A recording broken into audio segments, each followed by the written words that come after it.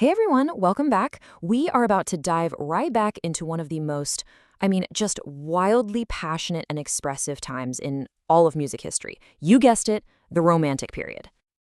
Welcome once again to our Special Needs Corner. All right, so before we jump in and meet a couple more incredible composers, let's do a quick little brain jogger, a recap, to make sure we're all on the same page. I'm going to toss a few questions at you, see what you remember from our last chat.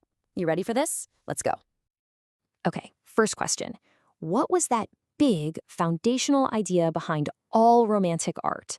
You know, the one that's all about an artist pouring their own intense personal feelings into their work. Emotional subjectivity. Yes! If you got that, give yourself a pat on the back. Seriously, this was the absolute heart of the entire movement. It was all about artists taking their own feelings, their own imagination, and just putting it all out there in their creations. All right, moving on. Question number 2. We've got emotional subjectivity down, but what were those other 3 key characteristics that really defined Romanticism? Think about it. You got it, raw emotion, individuality, and imagination. This was a time when people were just fascinated by fantasy, by things that didn't always make logical sense, and it was all about celebrating what makes each person unique. That's really where all that incredible, vibrant energy comes from in the music.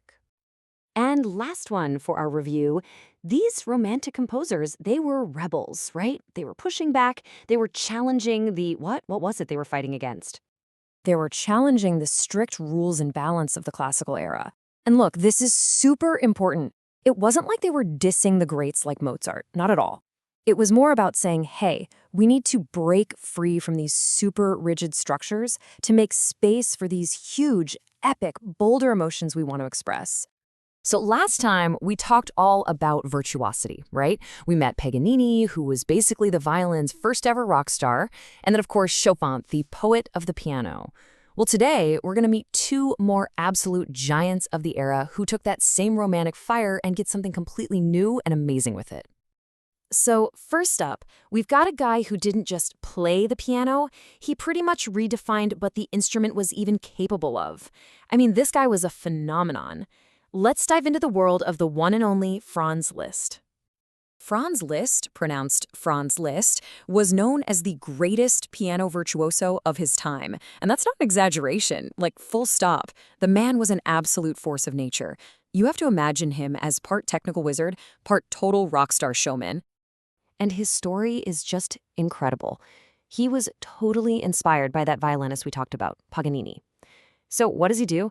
He takes one of Paganini's most insanely difficult pieces, La Campanella, and adapts the whole thing for the piano. Can you imagine? It was this mind-blowing feat that basically turned him into a touring superstar overnight. But he wasn't just a performer. Later on, he became a really respected court conductor, helping shape the next generation of musicians. Okay, so if Liszt was the flashy, dazzling, stadium-filling rock star, our next composer is kind of the opposite. He's more like the introspective poet writing in his journal. It's time to get into the really intimate and lyrical world of Robert Schumann. Robert Schumann, pronounced Robert Schumann, was this hugely important figure, and you really have to think of him as wearing 2 hats. On one hand, yes, of course, a brilliant German composer. But on the other, he was this incredibly influential music critic. He was literally shaping how people thought and talked about music at the time. And one of his specialties, something he was just a master at, was the art song, or as they say in German, Lied. He wrote over 100 of these things. What he would do is take a poem and set it to music for a singer and a pianist. And the result? These perfect little miniature worlds, just packed with emotion, all in the span of a few minutes. Just beautiful. You know, with Schumann, everything came from the heart. At the core of all his work is just pure emotion. It's so personal. In fact, a lot of his most famous piano pieces, they were basically love letters. He wrote them for his wife, Clara Schumann. And we can't just brush past her. She was a phenomenal pianist and an amazing composer herself. Their whole creative partnership is seriously one of the greatest love stories in all of music history. Thanks for watching. See you next time.